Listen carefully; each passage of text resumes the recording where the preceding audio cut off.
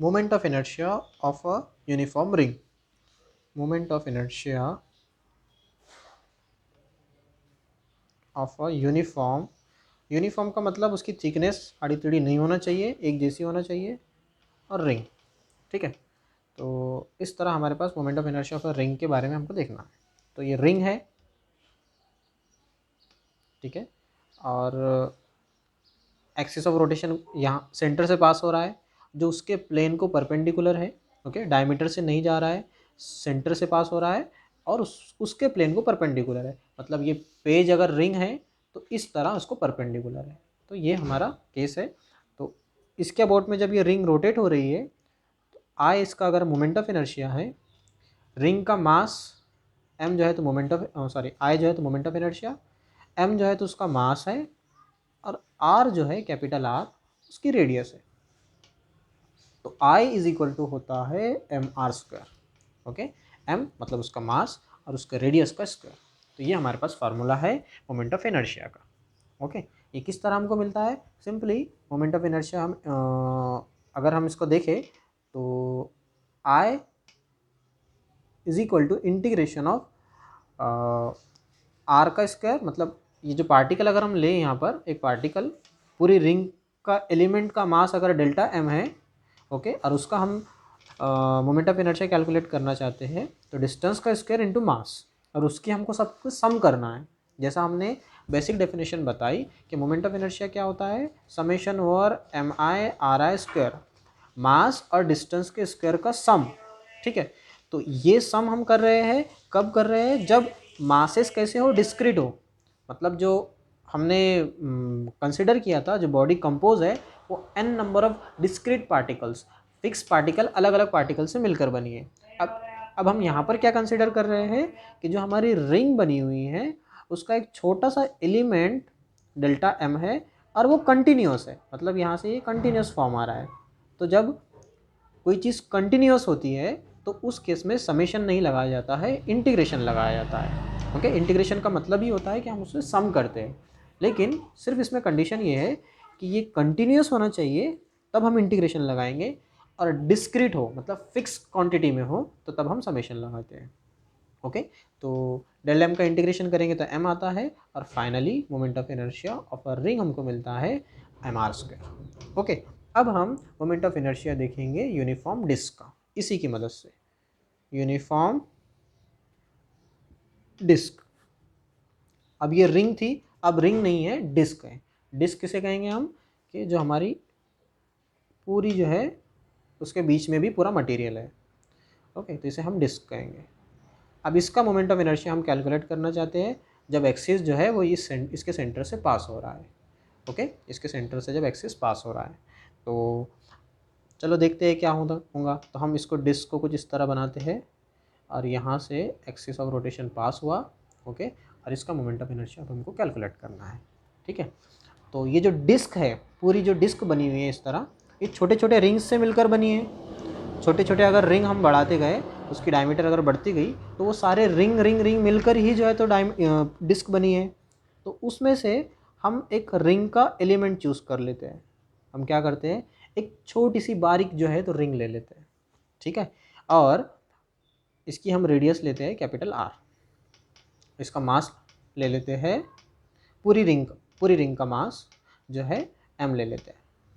Okay, और इसके centre से और इसके प्लेन को परपेंडिकुलर है, वो इस तरह पास हो रही है। ओके, अब हम क्या करना चाहते हैं, इसका मोमेंट ऑफ इनर्शिया कैलकुलेट करना चाहते हैं, इसका मोमेंट ऑफ इनर्शिया। ओके, अब हम कंसिडर करते हैं कि ये जो पूरी डिस्क है, हमने जैसा बताया ये पूरी डिस्क जो है तो छोटे छोटे रिंग से मिलकर बनी है।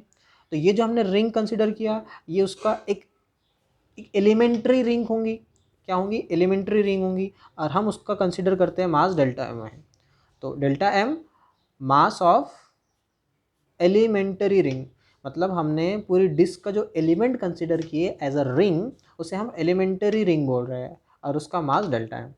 ओके, तो इसका मोमेंट ऑफ इनर्शिया हमको क्या मिलेगा, और इसका मोमेंट ऑफ इनर्शिया मिलेगा हमको, अगर इसकी रेडियस आर है तो R square into delta M. ठीक है, ये मोमेंट ऑफ इनर्शिया मिल रहा है हमको इस रिंग का। ओके, अब इस रिंग का मोमेंट ऑफ इनर्शिया है और रिंग को हमने एलिमेंट्री रिंग बोले, तो मोमेंट ऑफ इनर्शिया भी जो हमको मिलेगा वो डेल्टा आई मिलेगा, मतलब elementary moment of inertia for a ring. ठीक है, मतलब स्मॉल मोमेंट ऑफ इनर्शिया। अब हमको पूरा मोमेंट ऑफ इनर्शिया कैलकुलेट करना है तो हमको इंटीग्रेट करना होगा, integration of R square into delta M. ठीक है, इस तरह हमारे पास इक्वेशन बनेगी मोमेंट ऑफ इनर्शिया की। ठीक है, अब डेल्टा एम जो है तो मास है, अब हमको डेल्टा एम कैलकुलेट करना है, तो डेल्टा हम कैलकुलेट करेंगे। उससे पहले हम एक फिजिकल क्वांटिटी डिफाइन करते हैं, मास। मतलब हम सिग्मा एक ऐसी क्वांटिटी डिफाइन कर रहे हैं जिसमें मास पर यूनिट एरिया, मास पर यूनिट एरिया मतलब एक यूनिट एरिया के हिस्से में कितना मास आ रहा है वो हम डिफाइन कर रहे हैं। ओके, तो टोटल मास अगर कैपिटल एम है और एरिया जो है तो पाई आर स्क्वायर है, तो इस तरह हम सिग्मा डिफाइन कर सकते हैं।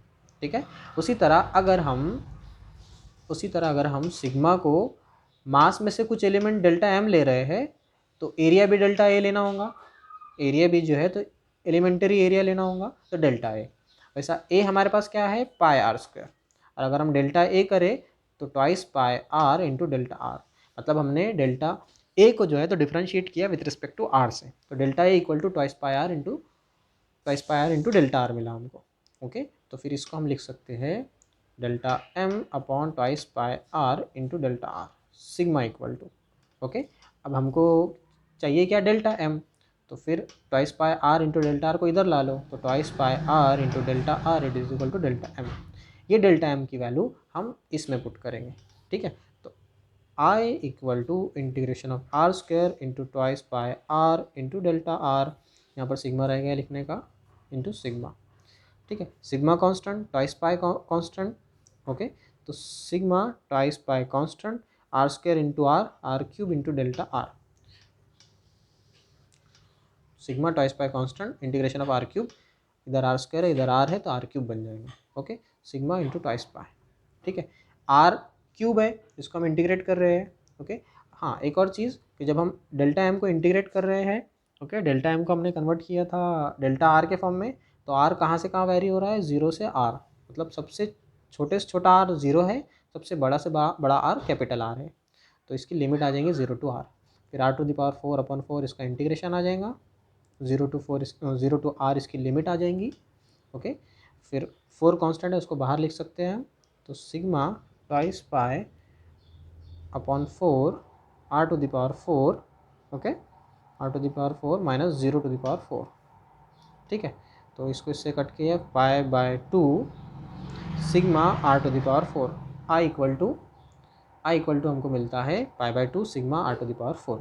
ठीक है, लेकिन सिग्मा हमने एक और चीज़ यहाँ पर डिफाइन किए थे, सिग्मा को हमने यहाँ पर डिफाइन किया था M upon pi R square.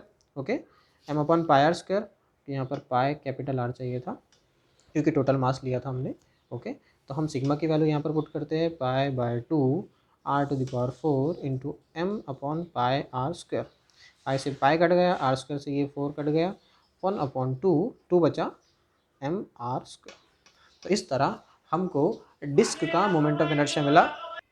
ठीक है, तो हमको यहाँ पर डिस्क का मोमेंट ऑफ इनर्शिया मिला हाफ एम आर स्क्वायर। ठीक है, ये थोड़ा जो है तो नई चीज़ थी, मास पर यूनिट एरिया हमने डिफाइन किए ताकि हम